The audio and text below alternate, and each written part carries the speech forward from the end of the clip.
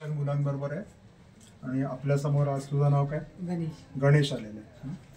तर आम्ही आज डिस्कस करतो युजली की आता कुठे चूक होऊ शकते एखाद्या प्रॉब्लेम मध्ये. म्हणजे मुलांना जेव्हा कळतं की सिली मिस्टेक कुठे होते तेव्हा ते त्यांच्या लक्षात राहतं. तर आता इथे आम्ही फक्त डिस्कस करणार आहे की काय चूक होऊ शकते आणि चूक न होण्याकरता काय. कारण की अनेक वेळेला समजलेला असतो थिअरम प्रमेय, पण एक शेवटच्या स्टेपमध्ये चूक झाल्यामुळे संबंध प्रॉब्लेम चुकतो.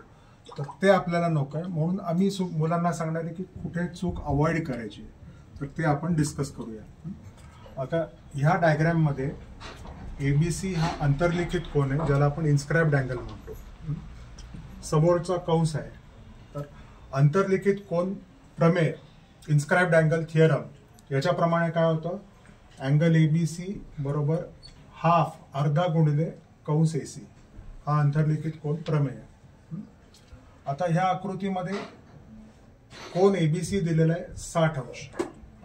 आता माझा प्रश्न तुला असा असेल की हे आता हे लिहिल्यानंतर तुझ्याकडनं सिली मिस्टेक काय होऊ शकते आणि ती कुठल्या प्रकारे अवॉइड करायची आपल्याला ते समजून सांग मला. कोन एबीसी बरोबर अर्धा गुणिले एसी बरोबर अंतर्लिखित कोन. आपण एबीसी 60 अंश दिलेला आहे. आपण काही वेळा असं करतो की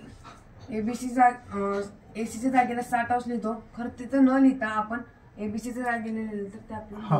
तर आता हे मी स्पेशली का सांगितलं, कारण की 70% प्रॉब्लेम मध्ये कंस एसी दिलेला असतो, पण 30% प्रॉब्लेम मध्ये कोन दिलेला असतो, म्हणून ती चूक होऊ शकते, म्हणून मी सांगितलं. आता समजा हे सॉल्व्ह करायचं असेल तर इथे मी 60 टाकणार बरोबर. 60 बरोबर हाफ इंटू कंस एसी.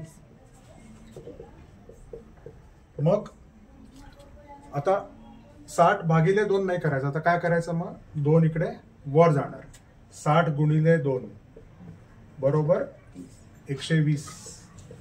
60 भागिले 2 बऱ्याच वेळेला असतं, पण 60 गुणिले 2 कमी वेळेला असतं, म्हणून मी स्पेसिफिकली तुम्हाला बोलून कुठे चूक होते असं सांगितलं. कळलं का? परफेक्ट कळलं? चुकणार नाही आता याच्या पुढे. ठीक आहे. ठीक आहे. Okay sir, thank you.